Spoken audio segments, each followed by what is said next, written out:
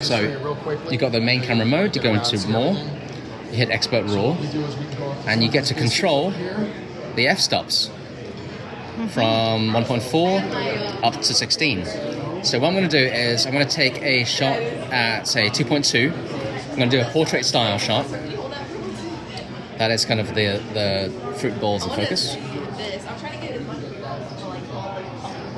I'm also going to take go up to f16, kind of get the whole room in. So you can see the fruit balls in focus, and you can see all the stuff at the back is in focus as well. You can tell there's cross-hatching on the metal. Or we go over here and we have the fruit balls in focus, and in the background you've got more of a bokeh effect. This is a lot more sophisticated than your basic portrait mode, because portrait mode is quite crude. It just like makes everything blurred. This is in focus. You get no control. Whereas now you get this control. You can go somewhere in the middle if you need. You can go all the way sharp or, like, you know, shallow depth of field. Awesome.